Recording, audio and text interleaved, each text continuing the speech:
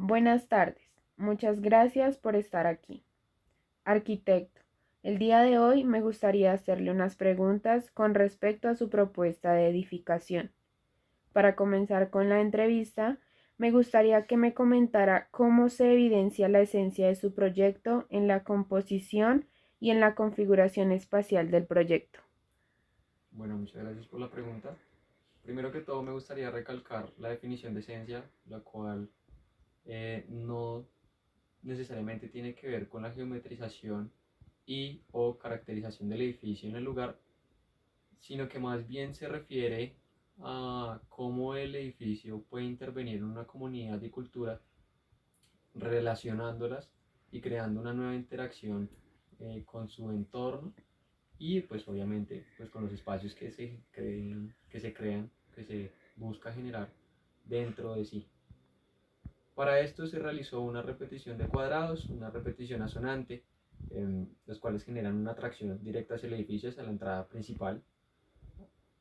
Después de eso, ustedes pueden observar una juxtaposición entre volúmenes, la cual busca crear una transparencia fenomenal que de por sí es la que ayuda a que el espacio sea de contemplación y se puedan observar diferentes espacios de contemplación, tanto como para algunas obras de arte o simplemente para el ambiente mismo, para aquellos que les gusta pasar su tiempo de calidad con el ambiente.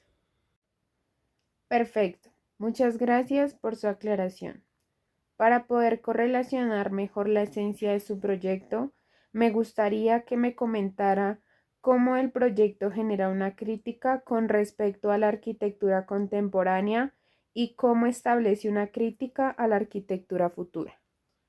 Bueno, con relación a la arquitectura contemporánea hay que tener varios puntos de inflexión presentes, los cuales son que en la actualidad la arquitectura contemporánea trata de satisfacer las necesidades de la comunidad, de la sociedad, con respecto a pues, los edificios o al lugar en el cual se va a implantar el proyecto arquitectónico. En este caso, mi relación con el ambiente o con el contexto se centra más en cómo el ambiente puede suplir sus necesidades sin necesidad de tener que involucrar directamente al sujeto. Para poder entender mejor esto, usé de referencia al poeta Heidegger, un poeta alemán el cual escribió tres ensayos muy importantes con respecto a la arquitectura. El primero, que fue en el que más énfasis hice, que se llama The Thing, trata de cómo un objeto tiene mayor significado antes de tener un significado. Es decir, su significado existencial es mucho más importante que el significado después de implantarlo en un contexto. Me refiero, en este caso, al implantar el contexto, el edificio de por sí ya tendría un significado anterior, el cual es llamar la atención de la naturaleza y crear una correlación con el contexto y o ambiente en general, sin necesidad de ubicar al sujeto de por sí, lo cual deja espacio a una reflexión poética y pues obviamente se buscó relacionar también mediante espacios de exposición a los arquitectos Tadabando y al arquitecto Campo Baeza, los cuales son referentes a la arquitectura poética.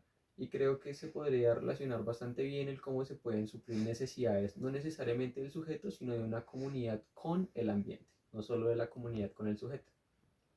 Luego de eso, una crítica que reacciona mi edificio al futuro es el cómo nosotros vamos a estar ubicándonos directamente a una exposición no directamente relacionada con el cómo el sujeto puede identificar ciertos puntos bellos, digamos, en el arte o en la arquitectura, sino cómo el ambiente genera esos puntos bellos sin necesidad de que el sujeto tenga que estar directamente correlacionado con este.